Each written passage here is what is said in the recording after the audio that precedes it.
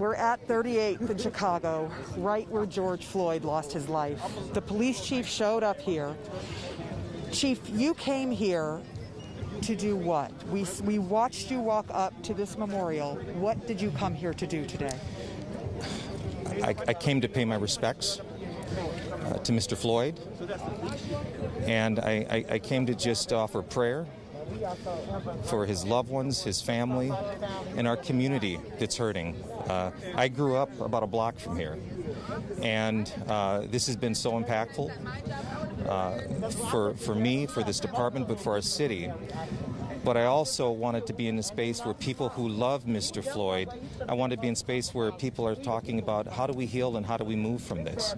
And so it's going to take time, and I think that everyone here is trying to everyone here is trying to do the best that they can to offer what their feelings, and those are all valid.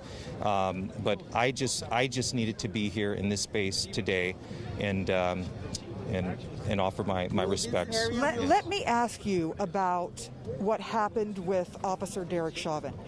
First off, he had 18 complaints filed against him. 16 of those complaints were declined. They did not do anything to him. 2 of those complaints he did get censured. Should he have been on the force in the first place? Well, we need to absolutely look at the record of those types of complaints that officers or employees get throughout. There's all types of other things that come into play in terms of whether it's grievances and arbitrations and those things. But at the end of the day, our community members need to know that the men and women that put this badge on, that they are doing so in service to them, and they should not have to doubt. They should not have to doubt the integrity and if they're going to be treated in a compassionate and professional way. And so those are things that as we move forward, we need to get better in terms of this profession. Absolutely. Can I ask you why you decided? I have not seen this happen this quickly before. In past cases, I have covered many protests around the world, including what happened in 2014 in the Michael Brown case in Ferguson, Missouri. Why did you decide that firing the officers would happen as quickly as it did? Many departments do not fire officers that fast. There are absolute truths in life. We need air to breathe. The killing of Mr. Floyd was an absolute truth that it was wrong.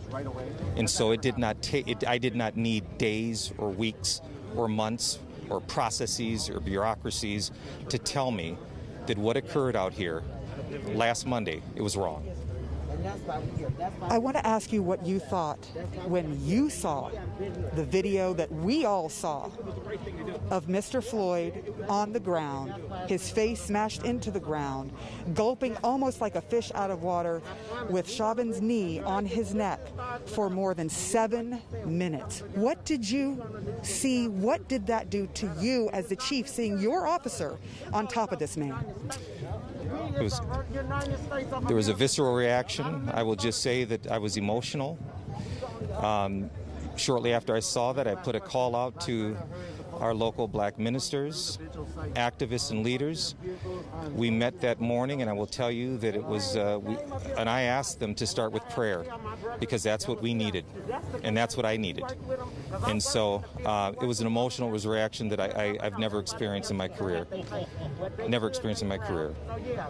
So many times officers are fired and they get their jobs back with the help of the union. They end up getting paid out by the city. Do you see that happening to these 4 officers in the case that you fired? That's going to be a process down the road. All I can be responsible is for the power that I had, which is an employment matter decision. And so I felt that I made the right decision.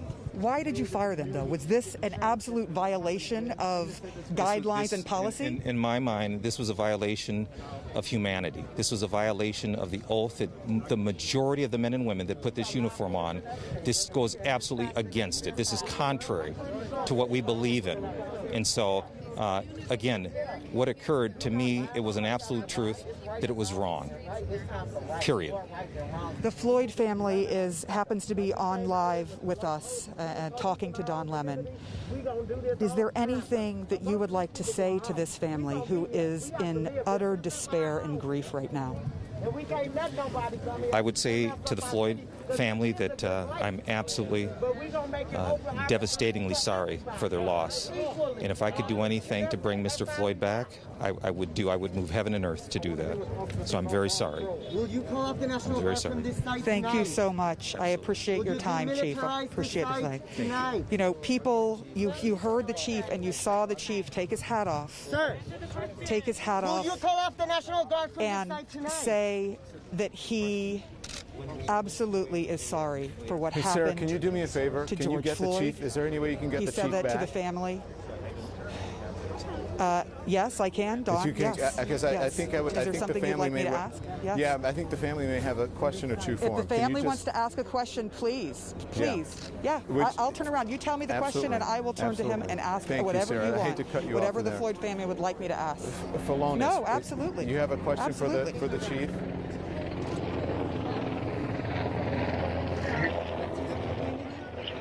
Couldn't hear you. Philonis, do you have a question for the Chief? Oh, the question that I have, I want to know if he's going to get justice for my brother and arrest all the officers and convict them. Can you hear him, Sarah? Okay, I just want to make sure I've got this right. He wants to know if he justice is going for to his get brother, justice arrest and convict all the officers. The other officers. All the officers. I will ask him that question. Just give me 1 second. Yes, ma'am. Chief, may I ask you, I'm so sorry, and I apologize. I'm so sorry. I know, I'm so sorry, but the Floyd family actually has a question for you. They just talked to me in my ear. I'm sorry. The Floyd family is asking me a question. I apologize. I'm sorry. The Floyd family has asked if you are going to get justice for George Floyd by making sure that the other officers are arrested and that eventually convicted. They want to, and I know that there are things that you cannot control, but they want to know if the other officers should be arrested in your mind, and if you see that they should all four be convicted in this case. And this is the Floyd family right now? This is the Floyd family. To the Floyd family, being silent or not intervening, to me, you're complicit. So I don't see a level of distinction any different. Obviously, the charging and those decisions will have to come through our county attorney's office. Certainly the FBI is investigating that. But to the Floyd family, I want you to know that my decision to fire all four officers was not based on some sort of hierarchy. Mr. Floyd died in our hands, and so I see that as being complicit. So that is about as much as, and I apologize to the Floyd family if I am not more clear, but I don't see a difference in terms of the ultimate outcome is he is not here with us. You don't see a difference between what Officer Chauvin did and the three other officers who, some of who kneeled down as well, but some of whom just watched. You see that all as the same act. Silence and inaction, you're complicit.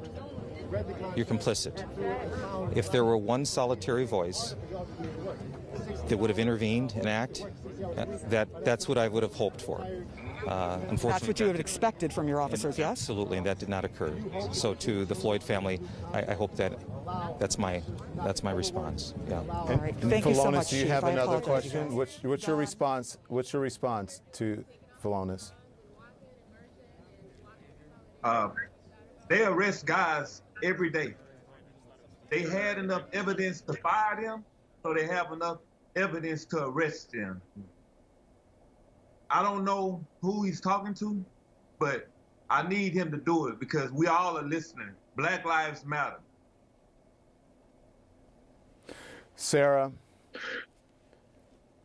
that was an incredible interview that you did, and it was the first time. Hang on, Sarah. But you haven't spoken to anyone at the police department. I'm not sure. Philonis, correct me if I'm wrong. Have you spoken to them directly? So that was really the first interaction that you've had with the police department since your brother's death. So, Sarah, in the course of this broadcast, we have been able to connect the family with the police department through your interview. Right, for the first time. I can't tell you, Don, what that's doing to me to hear them have this conversation through me to the chief. Sorry. To hear the pain in the Floyd family's voice and to have to convey that. I hope that I did the right thing for them, because I know that they are hurting so badly. But I do want to recognize that when the police chief, every time I said that the Floyd family has a question for you, he took his hat off. Yeah. So he wanted to make sure to be respectful. And I know that they are angry. I know you are angry, and I know you are hurting. And I know it's not enough. You cannot bring George Floyd back. But you heard what he said, that each and every officer who did not speak up against what was happening is complicit. This is the police chief saying that. This is the police chief. Don, have you ever heard that before in your life? I have not. In all of the 12 years I have covered so many protests across the world, and I have never seen a police chief say this. But I know it doesn't cure the ills that the Floyd family is dealing with and that all the people in this neighborhood are dealing with right now. So I hope and pray that I was able to convey what they wanted to the chief in this first time, being able to hear from the chief directly their questions, their concerns. Sarah, I think you're right. I think that Chief Arredondo deserves a lot of credit for doing that. And as we know, it's not the chief's role to convict them, but he did speak out about what he thinks. He said that silence is complicit.